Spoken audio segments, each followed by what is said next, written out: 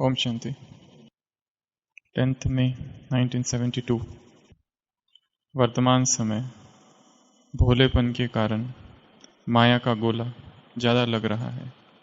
ऐसा शक्ति स्वरूप बनना है जो माया सामना करने से पहले ही नमस्कार कर ले, सामना कर न पावे। बहुत सावधान, खबरदार, होशियार रहना है।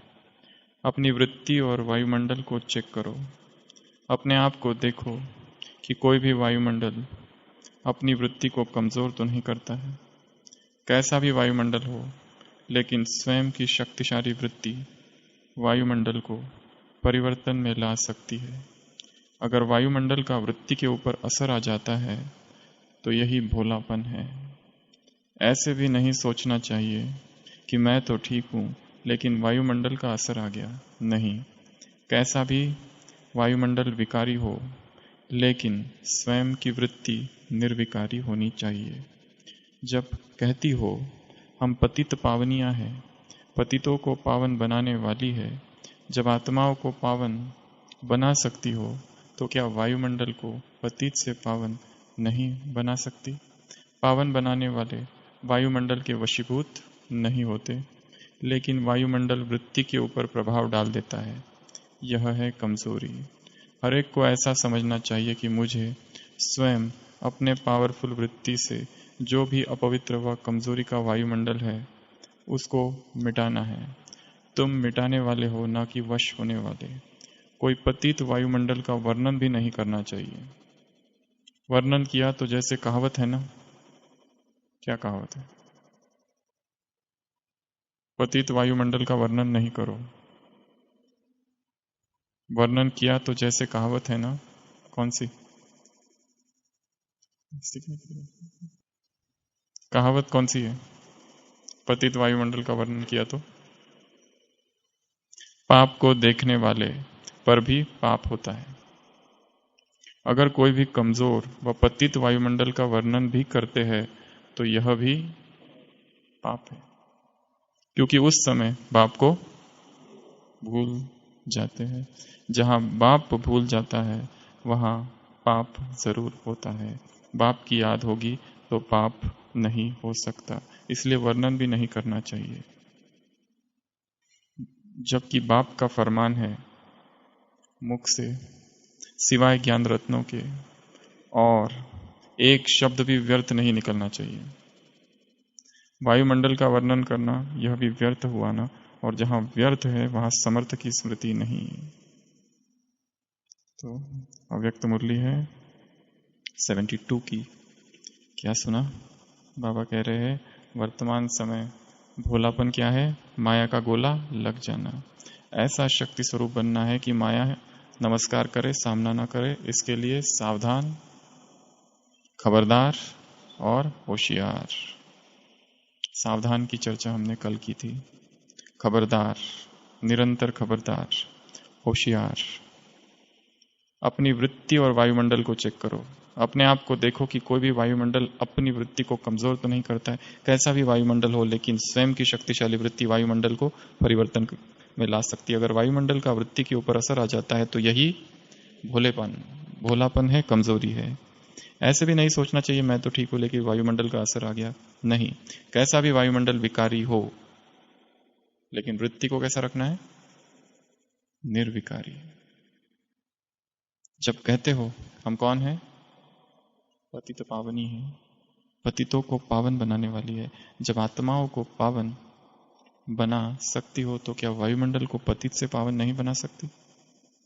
पावन बनाने वाले वायुमंडल के वशीभूत नहीं होते, लेकिन वायुमंडल वृत्ति के ऊपर प्रभाव डाल देता है। यही कमजोरी है, यही भोलापन है। हर एक को ऐसा समझना चाहिए कि मुझे क्या करना है? अपने पावरफुल वृत्ति से जो भी अपवित्र व कमजोरी का वायुमंडल है उसको मिटाना है। तुम मिटाने वाले हो, ना कि वश होने वाले। कोई पतित वायुमंडल का वर्णन भी नहीं करना चाहिए। वर्णन करते हैं तो जैसे कहावत है, पाप को देखने वाले पर भी पाप हो जाता है। अगर कोई भी कमजोरी व पतित वायुमंडल का वर्णन भी करते हैं तो यह भी क्या है? पाप। क्योंकि उस समय बाप को भूल जाते हैं, और जहां बाप नहीं वहां पर पाप है। तो वर्णन नहीं करना है, क्योंकि बाप का फरमान है तुम्हारे मुख से ज्ञान रत्नों के अतिरिक्त एक शब्द भी व्यर्थ नहीं निकलना चाहिए। तो वायुमंडल का वर्णन करना ये क्या हुआ? व्यर्थ हुआ। तो जहां व्यर्थ है वहां समर्थ की स्मृति नहीं। खबरदार, होशियार और सावधान रहना है। वायुमंडल कितना भी विकारी हो, परंतु हमारी वृत्ति कैसी हो? निर्विकारी। वृत्ति अर्थात, वृत्ति का क्या अर्थ है? वृत्ति किसे कहते हैं? एटीट्यूड। और वृत्ति, एटीट्यूड, व्यू पॉइंट, पर्सपेक्टिव, ये सब इंग्लिश के बहुत ही कमजोर अनुवाद है। वृत्ति अर्थात संसार में वृत्ति किसे कहा हुआ है? चित्त वृत्ति निरोधः इति योगः। पतंजलि योग सूत्र चैप्टर 1 वर्स 2 में योग की परिभाषा दी है। योग अर्थात चित्त की वृत्तियों का निरोध, अर्थात योग। कंट्रोल ऑफ मॉडिफिकेशंस ऑफ चित्ता, कंट्रोल ऑफ ये जो वृत्तियां है चित्त की, चित्त अर्थात मन, मन की जो वृत्तियां है उनका निरोध करना, अर्थात योग। ये योग की परिभाषा है। वृत्ति अर्थात क्या? भावना। भावना तो बहुत दूर हो गया। वृत्ति अर्थात भंवर, वृत्ति अर्थात व्हर्लपूल, वृत्ति अर्थात सर्कल, वृत्ति अर्थात वृत्ताकार, रिपल्स। जैसे किसी झील में एक पत्थर डालो तो क्या होता है? तरंगे, रिपल्स क्रिएट होती है, तरंगे होती है। उन तरंगों को वृत्ति कहा जाता है। वृत्ति अर्थात भंवर, वृत्ति अर्थात वृत्ताकार। बाबा वृत्ति का कुछ दूसरा अर्थ लेते हैं, परंतु योग सूत्र में या संसार के शास्त्रों में 5 प्रकार की वृत्तियां गिनाई है। एक है आत्मा, मन, और उसमें ये वृत्तियों का आना पोल्यूशन है। जैसे एक झील है और जैसे ही पत्थर डाला कि तरंगे उठी, वो जब उठती है तब वो झील हलचल में है। वैसे ही मन है, उस पर कुछ बाहर से आता है और बस जैसे ही गिरता है वो तरंगे उठती है। और तरंगे उठने की वजह से फिर हम वो नहीं है जो हम है, जो आत्माभिमानी स्थिति है, उसमें थोड़ी सी सूक्ष्म हलचल है। पहली प्रकार की वृत्ति बताई है प्रमाण। इन वृत्तियों का वर्णन जगदीश भाई जी ने अपनी किताबों में किया है। सबसे पहली वृत्ति है प्रमाण। प्रमाण अर्थात ट्रू नॉलेज, या कहो डायरेक्ट नॉलेज या रियल नॉलेज। और ये रियल नॉलेज अलग अलग तरीके से लिया जा सकता है। कोई प्रत्यक्ष रूप से लिया जा सकता है, या शास्त्रों से लिया जा सकता है, या किसी ने कहा हुआ है वो लिया हुआ है। परंतु ये भी एक हलचल है, ये भी रिपल्स है। योग की परिभाषा है ये सारी हलचल से परे निकल जाना। तो पहला जो बताया है direct cognition, real cognition, true knowledge, अलग अलग नाम है। प्रमाण, ये सबसे पहली वृत्ति है। फिर हम इस पे आएंगे कि बाबा वृत्तियों का क्या अर्थ समझाते हैं, और संसार में वृत्ति किसको कहते हैं, हम वृत्ति किसको कहते हैं। पहला तो प्रमाण। दूसरी प्रकार की वृत्ति है विपर्याय। विपर्याय, विपर्याय अर्थात फॉल्स नॉलेज, भ्रम। जो हमने मान लिया है ये ऐसा है पर है नहीं, वो भ्रम, फॉल्स नॉलेज, वो हमारी एक मन की भ्रांति है जो हमने कुछ अपने मन में बिठा ली है कि मेरा स्वभाव ये है और मैं ऐसा करता हूँ। वैसा मेरा स्वभाव वो है ही नहीं, और ना ही मैं वैसा करता हूँ, पर मैंने माना है, और इतना सूक्ष्मता से माना है कि वो मानने की वजह से अभी हो रहा है, और होने की वजह से फ्रस्ट्रेशन है, डिप्रेशन है, क्योंकि मैं वास्तविक में वो हूं नहीं। वो मेरी एक सूक्ष्म मान्यता हो गई है। एक मान्यता, जैसे ये लोग ठीक नहीं है, ये मैंने अपने मन में माना है, इसके लिए मेरा सारा इंटरेक्शन उनके साथ ही है। तो वो इंटरेक्शन वो जो उनके साथ मैं रहता हूँ, लेन देन करता हूँ, उसको प्रभावित कर रहा है सूक्ष्म रूप से, क्योंकि मैंने अंदर से मान रखा है कि ये लोग ठीक नहीं है, ये लोग स्वार्थी है, ये लोग कभी भी धोखा दे सकते हैं। कुछ कुछ बातें मान के रखी है, बाकी वैसा है नहीं, परंतु मान्यता है, और इतनी गहरी मान्यता है, फॉल्स नॉलेज है वो। एक दूसरा उदाहरण है, जैसे एक पेड़ है और जिसको कई लोग देख रहे हैं, एक डॉक्टर देख रहा है, एक इंजीनियर देख रहा है, एक साइंटिस्ट देख रहा है, हर एक उस पेड़ को देखने के बाद अलग अलग रीति से सोच रहा है। कोई कारपेंटर देख रहा है, डॉक्टर देख रहा है तो सोच रहा है इससे कौन सी जड़ी बूटी बन सकती है, या इस झाड़ को भी कौन कौन सी बीमारी हो सकती है। कारपेंटर सोच रहा है इसको काटो तो कितना पैसा मिलेगा। हर एक अपने अपने रीति से सोच रहा है, हर एक की अपनी अपनी मान्यता अंदर ही अंदर बन रही है।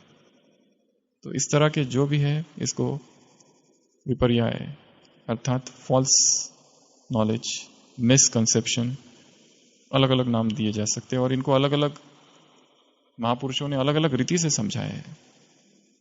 तो दूसरी वृत्ति है विपर्याय। तीसरी वृत्ति है विकल्प। विकल्प का वो अर्थ नहीं है जो बाबा कहते हैं। विकल्प अर्थात इमेजिनेशन, कल्पना, फैंटेसी।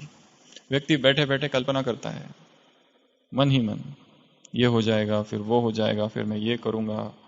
कल्पना अर्थात विकल्प। ज्ञान में विकल्प शब्द का दूसरा अर्थ है। हम बात कर रहे हैं पतंजलि योग शास्त्र, या संसार जिसे राजयोग कहता है, वो पतंजलि का राजयोग, ये शिव का राजयोग, इन दोनों में अंतर है। वो अष्टांग योग है, चालू होता है यम, नियम, आसन, प्राणायाम, प्रत्याहार, ध्यान, धारणा, समाधि। ये पतंजलि का राजयोग है। बाबा का राजयोग अलग है। इसके लिए किसी ने सजेस्ट भी किया था, जगदीश भाई जी ने भी लिखा हुआ है कि हमारा जो राजयोग है उसका नाम थोड़ा दूसरा देना चाहिए, सर्वगुण योग या सर्वांगीण योग, सर्वोत्तम योग, इस तरह से। पर बाबा मुरलियों में कहते हैं ये भारत का प्राचीन राजयोग है, जो लुप्त प्राय हो गया था, प्रायलोप हो गया था, बाप फिर से सिखाने आए हैं ये योग। कल कहा था ना, योग करते करते तुम्हारा योग सिद्ध हो जाएगा। तो तीसरा है जो लहरें उत्पन्न करता है। अभी मन शांत है, हम बैठे हैं, और तुरंत इमेजिनेशन, फैंटेसीज करना चालू करता है, सोचना चालू करता है, कुछ कुछ कुछ कुछ कल्पनाओं की उड़ान भरता है। वो वृत्ति है तीसरी। और वो कल्पनाएं कहां से कहां ले जाती है व्यक्ति को। चौथा है निद्रा, बेहोशी। निद्रा में दोनों ही अर्थ आ सकते, एक स्थूल निद्रा भी और बेहोशी वाली भी। होश में ना होना, यह भी निद्रा है। पता ही नहीं, कर दिया कुछ और उसके बाद में प्रायश्चित, पश्चाताप कर दिया, क्योंकि जब कर रहे थे तब बेहोशी में थे, तब जागरण की अवस्था नहीं थी। या फिर जो स्थूल निद्रा है उसको भी वृत्ति कहा है, क्योंकि हम तब होते नहीं है, मन शांत हो जाता है, उस समय मन रहता नहीं है जैसे कि, उसको भी वृत्ति कहा है। और पांचवी वृत्ति है स्मृति। स्मृति को वृत्ति का प्रकार बताया है। यादें, मेमोरीज। व्यक्ति अकेला बैठा हुआ है और सोच रहा है 10 साल पहले क्या हुआ था, 5 साल पहले क्या हुआ था। यादों में वृत्ति अर्थात उधेड़ बुन, उधेड़ना और बुनना। एक होता है कपड़ा होता है ना, उसको क्या करना, निकालना और फिर बुनना, निकालना और बुनना, ये वृत्ति की है। ये गोल चक्र जो है इसको वृत्ति कहा जाता है। व्यक्ति भोगता है, पश्चाताप करता है, भोगता है, फिर पश्चाताप करता है। उधेड़ बुन, उधेड़ता है और फिर बुनता है, उधेड़ता है फिर बुनता है, ये सभी वृत्ति है। चित्त वृत्ति निरोधा। चित्त की इन सारी वृत्तियों को, इस बेहोशी को, इन कल्पनाओं को, इन प्रमाण ट्रू नॉलेज है, पर वो ट्रू नॉलेज भी कभी कभी हलचल उत्पन्न करता है। ट्रू नॉलेज का अर्थ है जो डायरेक्ट दिख रहा है, ये ऐसा है, ये दिख रहा है, ये शरीर है, इससे सुख मिलता है, ये एक रीति से ट्रू नॉलेज है, परंतु ये ट्रू नॉलेज ही वृत्तियां उत्पन्न कर रहा है। प्रमाण, विपर्याय, विकल्प, निद्रा, स्मृति, इन पांचों वृत्तियों का निरोध अर्थात योग। अभी निरोध भी एक अद्भुत शब्द है, लोगों ने इसका भी गलत अर्थ लिया है। निरोध का अर्थ लिया है दमन, दबा देना, सप्रेस कर देना, परंतु वृत्तियों को जितना दबाओगे उतनी ही और शक्तिशाली होकर बाहर निकलती है। वास्तविक अर्थ है इन सारी वृत्तियों को इतना समझ लेना कि अपने आप ही वो शांत हो जाए। निरोध परिणाम है, पुरुषार्थ नहीं। शायद पुरुषार्थ है सारी वृत्तियों को समझना। मन कहाँ भागता है, किस ओर भागता है, क्या क्या कल्पनाएं करता है बैठकर। यदि एक जगह हम बैठ जाए तो हम क्या क्या कल्पना करते हैं बैठे बैठे, क्या क्या सोचते रहते हैं, क्या क्या विचार मन में आते हैं। वो सारे ही विचार मन जैसे एक झील है, वो झील को निस्तरंग नहीं रहने देते, तरंगे उत्पन्न होती ही रहती है। बेहोशी आ गई, उत्पन्न, कोई कल्पना, तरंगे, कोई विकल्प, इमेजिनेशन, तरंगे, कोई याद, पुरानी याद। अभी सब ठीक है, परंतु पुरानी स्मृतियां, चाहे भोग की स्मृतियां, दुख की स्मृतियां, दर्द की स्मृतियां, मोह की स्मृतियां, लोभ की स्मृतियां, अहंकार की स्मृतियां, कोई भी स्मृतियां आ गई तो तरंगे उत्पन्न चालू होती। ये तरंगे, ये वृत्ताकार, ये भंवर, ये सर्कल्स, ये वर्लपूल, इसको कहा जाता है वृत्ति। ये है पतंजलि राजयोग। बाबा ने वृत्ति शब्द के डायरेक्ट अर्थ कहीं बताया नहीं है, परंतु हमेशा इस तरह से कहा है, तुम्हारी दृष्टि, वृत्ति, कृति, ऐसे शब्दों में वर्णन आया है मुरलियों में। शुद्ध होनी चाहिए, पवित्र होनी चाहिए, तुम्हारी वृत्ति में शुभ भावना होनी चाहिए। बाबा के अर्थों से मन यहां यदि है तो मन से उत्पन्न जो भी वाइब्रेशंस है, उन वाइब्रेशंस को बाबा ने वृत्ति कहा है। क्योंकि संकल्प से वृत्ति उत्पन्न होती है। संकल्प जो भी करेंगे, बाबा ने उस राजयोग, पतंजलि जैसे अर्थ नहीं बताया है। पतंजलि ने तो सीधा कह दिया, इन वृत्तियों को खत्म कर दो, रोक दो, अमन मनोनाश करो। मन का नाश करना अर्थात योग की सर्वोच्च अवस्था, destruction of the mind. Mind को ही खलास कर दो, क्योंकि यह मन ही सबसे बड़ा दुश्मन है। मनोनाश जिसको कहा, वही अवस्था है, पहले सबीज और फिर निर्बीज समाधि। तो वो अर्थ उनके अलग। यहां बाबा कहते हैं, तुम जो संकल्प करते हो, संकल्प से कुछ तरंगे निकलती है, क्योंकि थॉट में वाइब्रेशंस होते हैं। ये जो थॉट वाइब्रेशंस है, thought vibrations as per Rajyoga is are वृत्तिज। क्योंकि संकल्प, वृत्ति, ये जो वाइब्रेशंस, फिर ये वाइब्रेशंस वायुमंडल में जाते हैं, इसके लिए वृत्ति से वायुमंडल। वायुमंडल बहुत विकारी है, परंतु उस वायुमंडल का इस हमारी वृत्ति पर, हमारे वाइब्रेशंस पर, उन वाइब्रेशंस का प्रभाव ना पड़े। क्योंकि वृत्ति प्रभावित होगी, फिर संकल्प प्रभावित होंगे। इसके लिए यहां क्या सुना कि अपनी वृत्ति को क्या कर दो, निर्विकारी बना दो। कैसा भी वायुमंडल हो, लेकिन स्वयं शक्तिशाली वृत्ति, स्वयं की शक्तिशाली वृत्ति वायुमंडल को परिवर्तन करेगी। यहां पर नियम है आकर्षण का, द लॉ ऑफ अट्रैक्शन। जो जो संकल्प व्यक्ति करता है, उस संकल्प से वाइब्रेशंस निकलते हैं और वो सारे संसार में जाते हैं। वो संकल्प यदि नेगेटिव है तो वो वाइब्रेशंस नेगेटिव होंगे और सारे संसार में, यूनिवर्स में घूमेंगे, फैलेंगे और सिमिलर वाइब्रेशंस को अट्रैक्ट करेंगे अपनी तरफ। फिर वो सिमिलर वाइब्रेशंस और ये वाइब्रेशंस समीप आएंगे और उनके आधार पर घटनाएं निर्माण होगी। कोई सोचता है मेरी बुद्धि कमजोर है, मुझे चीजें याद नहीं रहती। ये एक थॉट है, ये एक संकल्प है। मेरी बुद्धि कमजोर है, मेरा दिमाग कमजोर है, ये चीज मैं कभी नहीं सीख सकूंगा, ये सीखना तो बुद्धिमानों का काम है, ये मुझे नहीं आ सकता। ये संकल्प है। ये संकल्प का रिपीटिशन, बार बार सोचता है, उसके वृत्ति से वाइब्रेशंस, संकल्प से वृत्ति और वृत्ति वाइब्रेशन संसार में फैल रहे हैं। वो सिमिलर वाइब्रेशंस को अट्रैक्ट करता है और फिर और नए नए वैसे विचार आते हैं और इंफीरियोरिटी कॉम्प्लेक्स के विचार आते हैं। और जितना जितना इंफीरियोरिटी आती है, उतनी उतनी वैसी ही परिस्थितियां निर्माण होती है जो कंफर्म करती है कि हाँ ऐसा ही है, ऐसा ही है। किसी ने ये सोच के रखा है, एक छोटा सा थॉट, किसी का जन्म जैन घर में हुआ है और उसको बचपन से बताया गया है कि 6 बजे के बाद भोजन नहीं करना है तुमको, ठीक है। तो ये उसको ट्रेनिंग दी गई है, मान्यता है और वो फॉलो करता है। फिर उसकी स्कूल में एडमिशन होती है, फिर भी फॉलो करता है। पर एक दिन पिकनिक को जाते हैं, 2 दिन के लिए। और पिकनिक में जाने के बाद वहां पर उसको कहीं खिलाते हैं कुछ, तो दोस्त तो रहता है, पीयर प्रेशर, तो वो खाता है। उसका मन नहीं कहता है, मन कहता है नहीं अपराध है, अपराध है, पाप है, पाप है, पर फिर भी खाता है रात को 8 बजे। और फिर जैसी रात होती है उसको उल्टियां चालू होती है, उसको और कुछ होता है, तो वो चीज उसको कंफर्म करती है। फिर अगली बार से वो संकल्प करता है कि नहीं, हमारे घर की जो मान्यता थी ना, यही राइट है, क्योंकि परिस्थिति वैसी आई, तोड़ा नियम तो ये हुआ, कंफर्मेशन हुआ वहां पर। एक दूसरा व्यक्ति है, उसकी ऐसी कोई मान्यता ही नहीं है, वो क्रिश्चियन घर में जन्म लिया है, ठीक है, फिर भी घर में जल्दी खाते। एक दिन उसने लेट खाया, कोई अपराध भाव नहीं है, उसको कुछ नहीं हुआ। फिर वो सोचता है खाना चाहिए, ऐसा कुछ नहीं होगा।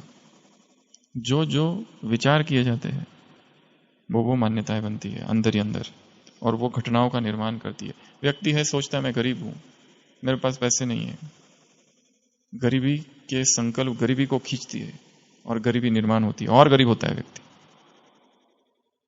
व्यक्ति सोचता है मुझ में आत्मविश्वास नहीं है, वैसी ही परिस्थिति होती है कि उसको बार बार वैसी परिस्थिति आती है कि आत्मविश्वास न होने की वजह से अपमानित होता है सबके सम्मुख, क्योंकि संकल्प वैसे थे।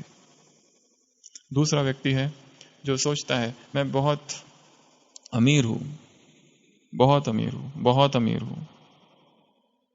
वो उसका सुना होगा आपने, महाशय चुन्नीलाल, महाशय दी हट्टी, एक व्यक्ति था, पता है नाम सुना है? सुना है ना? MDH मसाले, महाशय दी हट्टी। वो जब छोटा सा था महाशय, तो वो पहले उधर थे, सियालकोट पाकिस्तान में जॉब है, वहां पर उसको स्कूल में मन नहीं लगता था, कितनी बार फेल हो गया, छोड़ दी स्कूल। फिर वो 15 साल के होने तक उसने लगभग 50 अलग अलग जॉब किए। उसके डैडी ने उसको कभी इधर लगाया, कभी उधर लगाया, कभी यहाँ कभी यहाँ, परंतु कहीं पर भी वो ठीक से काम नहीं कर पाया। फिर उसके पिताजी कुछ व्यापार करते थे मसालों का, उसको थोड़ा सा सिखाया, उसने वहां से चालू किया। पार्टीशन हुआ, भारत आए, दिल्ली आए, दिल्ली में फिर से सब कुछ लूट गया, कुछ भी नहीं था, टांगा चलाने लगा, करोल बाग से लेके तो कैनॉट प्लेस वहां पे कुछ भी पैसे नहीं। फिर सोचा इसमें भी ठीक नहीं पैसे मिल रहे, 1500 रुपए लेके आया था, फिर वहां से वो चालू किया उसने मसाले का। धीरे धीरे धीरे धीरे धीरे धीरे बढ़ाते बढ़ाते बढ़ाते बढ़ाते बढ़ाते MDH वो ब्रांड ही बन गया एक मसाले, खाली इंडिया में नहीं, सारे विश्व भर में। संकल्प थे मुझे बहुत आगे जाना है, बहुत उन्नति करनी है, ऐसी चीज करनी है कि जो सबसे अच्छा मसाला बनाना है। जो दूसरे कोई भी दूसरे नकली मसाले बनाते थे, मिलावट वाले बनाते थे, तो उसको दुख होता था। और वो देखकर, दृश्य देखकर उस छोटे से बालक के मन में संकल्प आया कि मैं ऐसे मसाले बनाऊंगा जो सबसे अच्छे हो। और वो बनाना चालू किया, डिमांड आने लगी, बिजनेस खोला 1950s में, बढ़ाते बढ़ाते बढ़ाते आज उनकी उम्र 95 है। ये क्या था? लॉ ऑफ अट्रैक्शन, संकल्प। कैसे संकल्प उसने अपने मन को दिए, पॉजिटिव संकल्प देता गया, विजुअलाइज करता गया, चित्र निकाला मन के सामने और आगे बढ़ता गया। कितनी बाधाएं उसको भी आई होगी बाद में भी। तो संकल्प, वृत्ति, वायुमंडल, 3 चीजें। संकल्प, वृत्ति, वायुमंडल। संकल्प निर्माण करना, उसकी वृत्ति बनेगी, वायुमंडल में जाएगी, और सिमिलर संकल्पों को अट्रैक्ट करेंगे, और फिर रिएक्शन होगी दोनों की, और घटना परिस्थितियों का निर्माण। इसके लिए बाबा क्या कहते हैं कि तुम्हें यह नहीं सोचना है मुझे फरिश्ता बनना है, मैं फरिश्ता हूं। ये हूं जो है, यह है सबकॉन्शियस माइंड की ट्रेनिंग। हूं, एक्सेप्ट कर लिया पहले ही कि मैं विजयी हूं, एक्सेप्ट कर लिया पहले कि मैं महान तपस्वी हूं। तो जो एक्सेप्ट कर लेता है अवचेतन मन, उसको वो निर्माण करता है। यदि ये सोचो कि मुझे बनना है, मुझे बनना है, तो वो बहुत दूर है। ये सोच लो मैं हूं, तो वो अपने आप से वो प्रकट होने लगेगा। तो ये वृत्ति उधर और ये वृत्ति इधर। अभी बाबा ने यहां कहा है अपनी वृत्ति को निर्विकार बना दो। वायुमंडल बहुत विकारी है, परंतु तुम हो कौन? तुम्हें पतित पावनी बनना है, ये नहीं कहा, तुम हो। बस यही अंतर है यहां पर संसार का ज्ञान और इस ज्ञान में। तुम पतित पावनी हो, तुम पवित्र आत्मा थे। यहां पर एक सूक्ष्म बात है कि जब भगवान इस धरा पर आए, पहले पहले, और इतने सारी आत्माओं ने कैसे तुरंत ब्रह्मचर्य धारण कर लिया? क्या कारण है?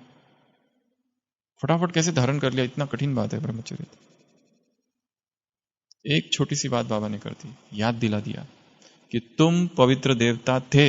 ये बात आज तक किसी ने नहीं कही, न जीसस क्राइस्ट ने कही, न गुरु नानक ने कही, न मोहम्मद पैगंबर ने कहीं कही, न किसी भी धर्म स्थापक ने कही, न महात्मा बुद्ध ने कही, न महावीर ने कही, किसी ने नहीं कहा। पर भगवान ने आकर एक छोटी सी बात बता दी कि thou art that, तत्वमसी, तुम वो थे और ये चक्र ऐसा है और तुम गिर गए। आज कहा ना, जब प्राण तन से निकले तो 4 बातें याद करो। कौन कौन सी? मुरली में लास्ट पैराग्राफ। एक शिव बाबा को याद करो, स्वदर्शन चक्र को याद करो, ज्ञान अमृत मुख में हो, और चौथा कल कहा था मुरली, आज ध्यान से पढ़ के ना, त्रिकालदर्शी पने का ज्ञान हो। नोट करना है। कहां पर? बुद्धि में नहीं, बुद्धि तो बोला ही नहीं। करना क्या है? नोट्स कहां निकालने हैं? दिल में नोट्स डालो। वो तो तुम्हारे जो है वो सारा चला जाएगा।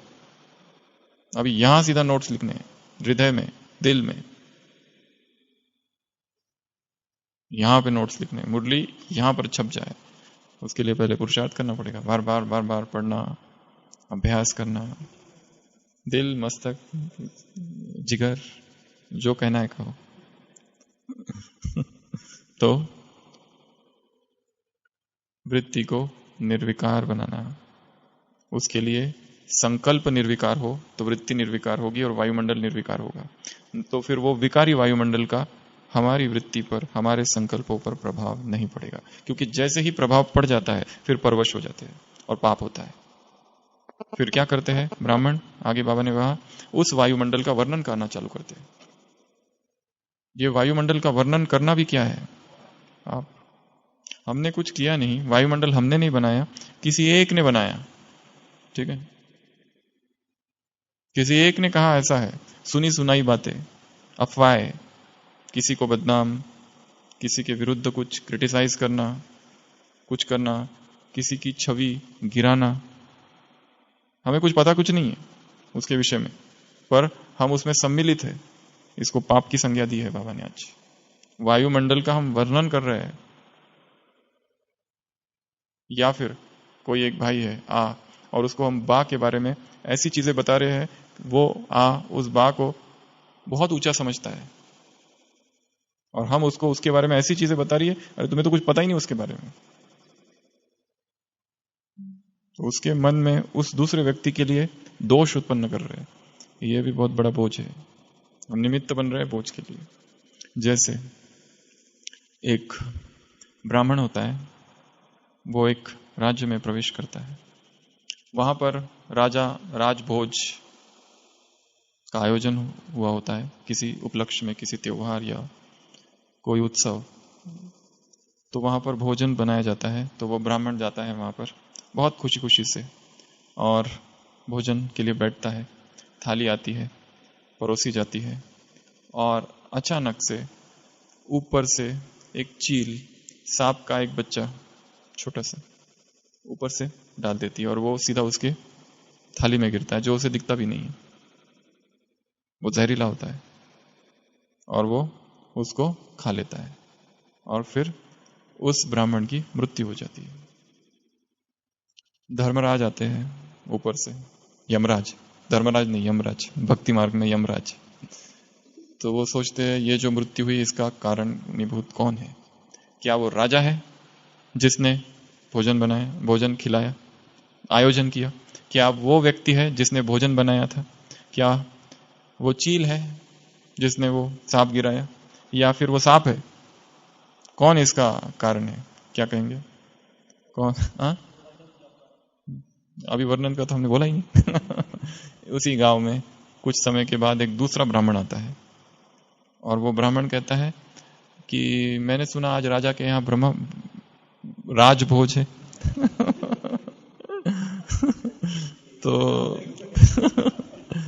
तो वहां एक बुढ़िया बैठी रहती है।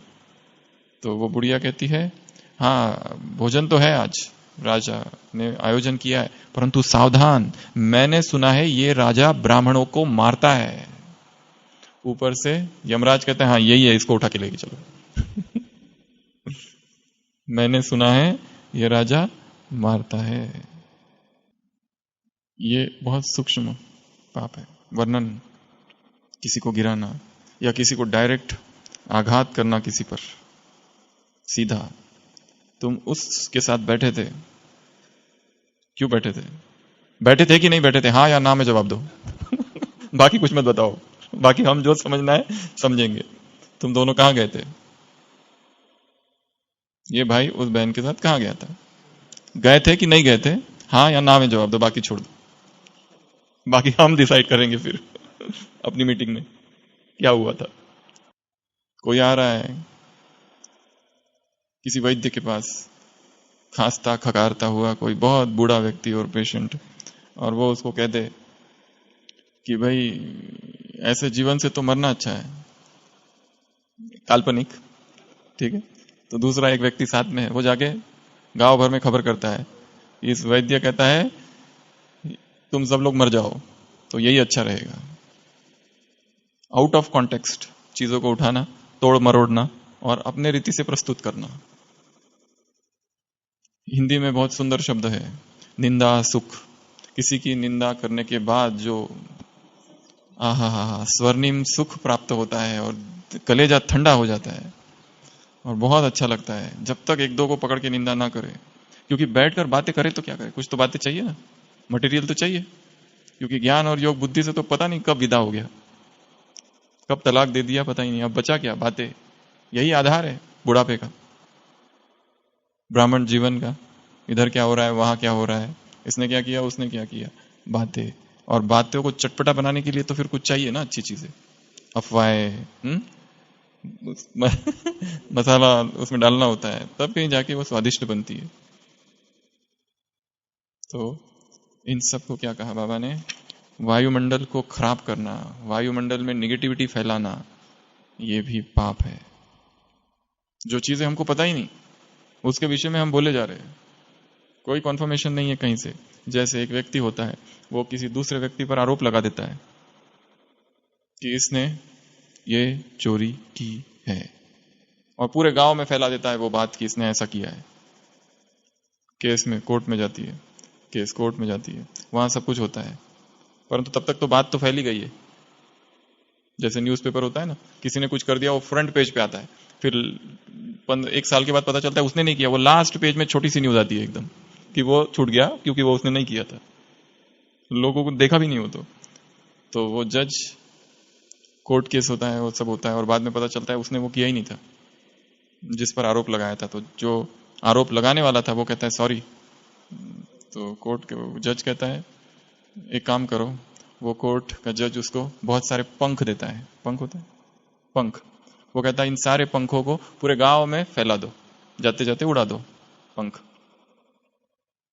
तो वो उड़ा देता है। दूसरे दिन आता है और फिर जज उसको कहता है कि जाओ जो जो पंख उड़ाए थे वापस लेके आओ। वो कहते हैं अब कहां से ढूंढूं और कैसे लाऊं? तो अफवाह फैलाना भी ऐसा ही है, जो निमित्त बनता है इस महाकार्य के लिए, पाप के भागी है। क्योंकि जो फैला दिया अब उसको चुनकर कैसे लाओगे, क्योंकि तो तुम चला गया, फैला दिया उसको। और यदि मीडिया का आधार लेकर फैला है फिर तो बात मत पूछो, फिर रिकवरी बहुत कठिन है। इसके लिए बाबा क्या कह रहे हैं? बाप का फरमान है, मुख से सिवाय ज्ञान रत्नों के और कोई एक शब्द भी व्यर्थ नहीं निकलना चाहिए। ट्रस्टियों को डायरेक्शंस है क्या? समर्थ सोचने का। संडे की मूर्ति डायरेक्शन है समर्थ सोचने का, शक्तिशाली सोचने का। तो व्यर्थ से किसी की ग्लानि, किसी का अपमान, किसी की निंदा, सुनी सुनाई बातें, परचिंतन की बातें, इसने किया उसने किया, ये दोषी है वो दोषी है, दोषारोपण, ब्लेम गेम, ये सारी जो चीजें है आत्मा का हनन, गिराती है आत्मा को। वायुमंडल का वर्णन करना यह भी तो व्यर्थ हुआ ना। और जो ये नहीं करते वो यज्ञ के सबसे बड़े सेवाधारी है। जो वायुमंडल को शक्तिशाली बना रहे हैं, सूक्ष्म सेवा कर रहे हैं, उनसे बड़े कोई सेवाधारी नहीं है। स्थूल सेवाधारी बाबा के पास कितने हैं? 10 को बुलाओ तो 100 आ जाते हैं, वापस भेजना पड़ता है, जरूरत नहीं है, जाओ।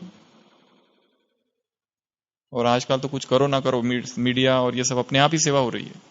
कितने नए लोग आ रहे हैं, शिविर कर रहे हैं, कोर्स कर रहे हैं, सेंटरों पर जा रहे हैं, डोनेशंस दे रहे हैं, क्या कुछ नहीं कर रहे हैं। परंतु मेन चीज है क्वालिटी।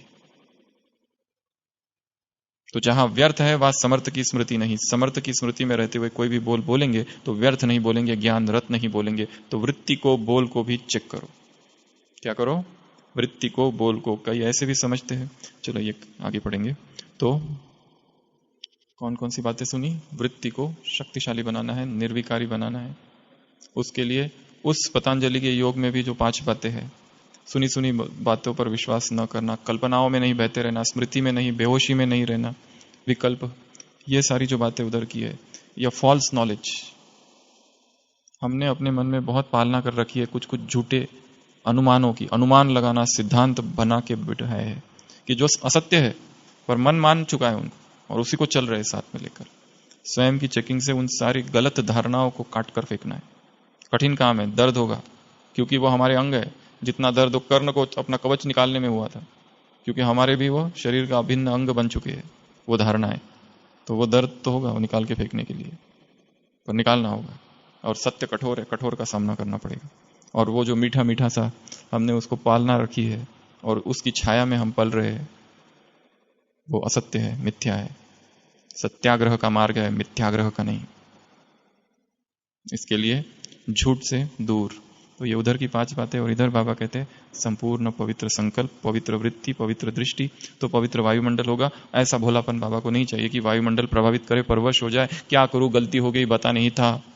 यदि हम मार्ग से चल रहे हैं और गलत साइड से चल रहे हैं और पुलिस ने पकड़ लिया और हमने कहा मुझे तो पता ही नहीं था, मैं नया हूं, तो हाँ ठीक है तुम नए हो, जाओ जाओ, ऐसा करता है क्या? छोड़ता है कभी? Ignorance of law excuses none. आप ये नहीं कह सकते मुझे पता नहीं था, आप ये नहीं कह सकते ये कहां से आ गई, आउट ऑफ सिलेबस है। आउट ऑफ सिलेबस कहां से? तुमने इसका उत्तर बाबा कहेंगे मैंने दे दिया है, जाओ पढ़ो 75 की मुरली में है। आप कहोगे मेरा तो जन्म ही नहीं हुआ था 75 में।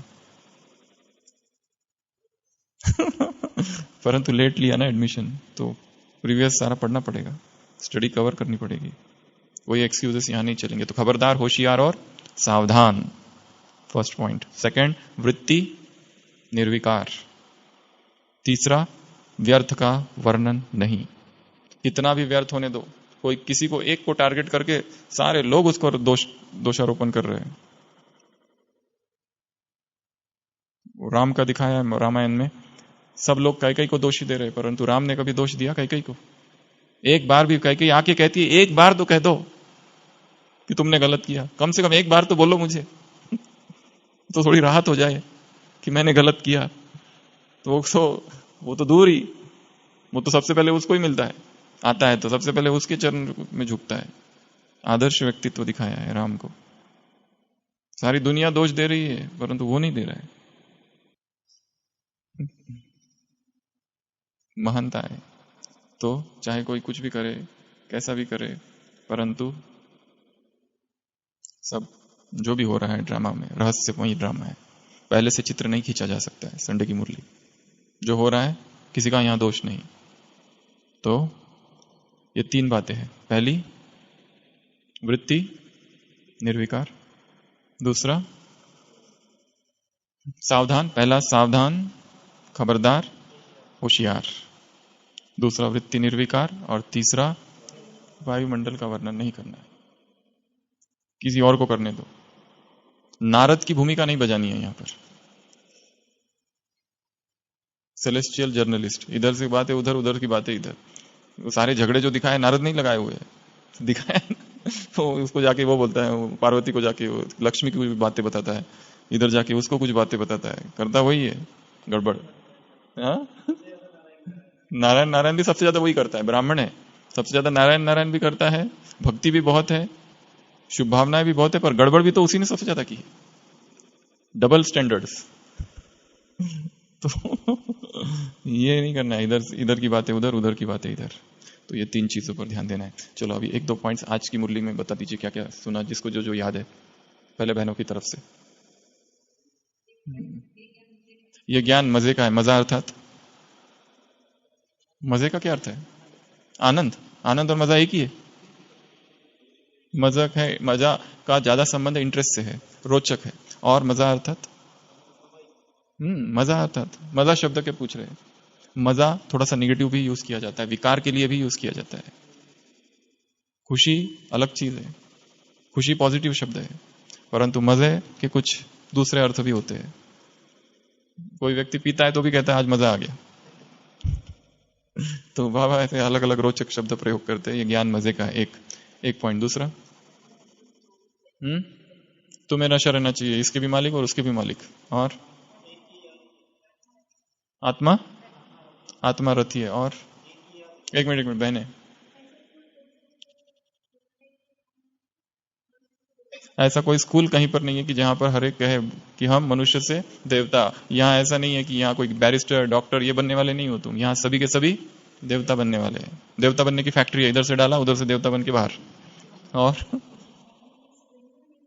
मैं तुम्हें जगाने आया हूं क्योंकि सजनिया सोई है, निद्रा में है, मूर्छित है। जागो जागो जागो, मैं आया हूं तुम्हें जगाने के लिए। वहां नवयुग आया है। और क्या करता है? नहीं बना सकता, ये एक ही बाप बनाता है। और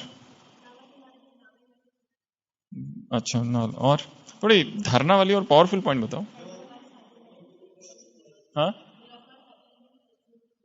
निराकार साजन को भी सजनियों की जरूरत है। संडे की मुरली, मिठास बाबा, मिठास की बाबा को भी आवश्यकता है। इसके लिए दीदी को क्यों बुलाया का क्या उत्तर दिया था कि वो ज्यादा मीठी थी। इसके लिए जिनको यहां रहकर सेवा करनी है उनको कम मीठा भवा, नहीं तो बाबा ऊपर बुलाएगा। तो अच्छा, अब इधर, हाँ, जो कल की मुरली में भी था, 24 घंटे अगर 24 घंटे भी अगर संपत्ति किसी को मिल रहा है तो नींद फिट जाती है उसकी। रात रात भर जाग कर, कल भी कहा था अमृत वेले के विषय में, आज भी है, स्थायी हो जाती है, कमाई होती है। 9 से 12 तक गंदा समय, बाद में 2 बजे से अमृत वेला स्टार्ट। और उबासी आती है, उबासी, थकान, नींद। हाँ, इंडिपेंडेंट कमाई। और हम्म अनेकों को याद करना, भक्ति। तो इस ज्ञान के शिविर में भी कुछ कुछ भक्त छिपे बैठे हैं, क्योंकि भक्ति की परिभाषा वो नहीं है। भक्ति की परिभाषा है कईयों को याद करना, ये भक्ति है। तो यहां बहुत सारे ब्राह्मण भक्त भी है जो अनेकों को याद करते हैं, अर्थात भक्त। जो एक को याद करते वो ब्राह्मण ज्ञानी। और कई मुरली में बाबा ने कहा था, मेरा 24 अवतारों से पेट नहीं भरा तो मुझे टिक्कर बित्तर में डाल दिया। और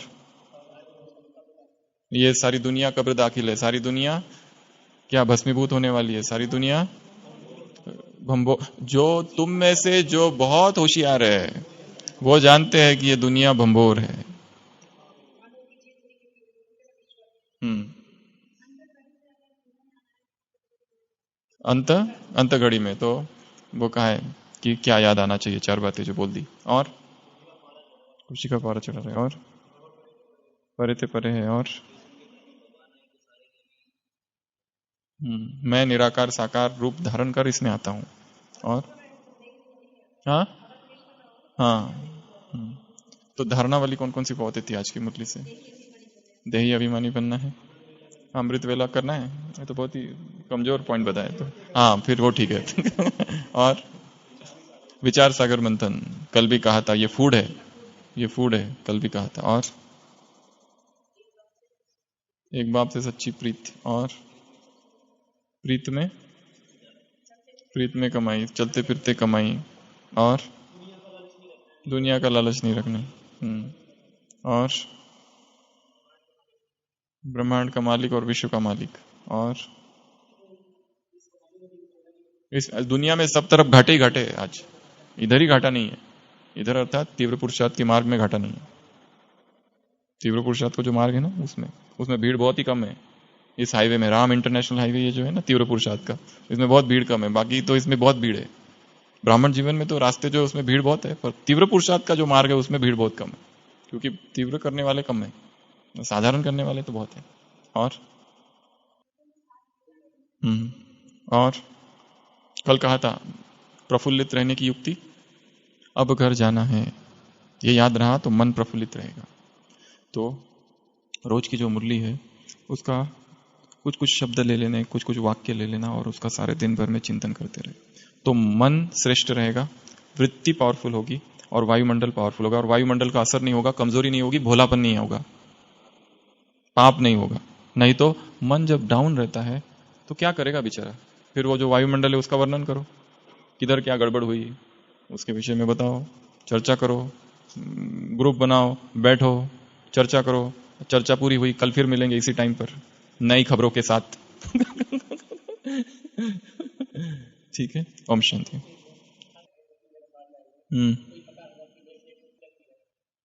एडवर्ड 1, एडवर्ड 2, एडवर्ड 3। हाँ, उसमें क्या है? वहाँ क्या है? वो याद रखना ही नहीं है, वहां पर प्रारब्ध है वो, वहां याद नहीं रहेगा, क्योंकि याद आते ही नहीं तो दुख हो जाएगा कि हम गिरने वाले हैं। वहां विस्मृति रहेगी इस बात की, वहां एक अलग प्रकार की खुशी रहेगी जिसका यहां बैठकर हम वर्णन भी नहीं कर सकते। ठीक है, ओम शांति।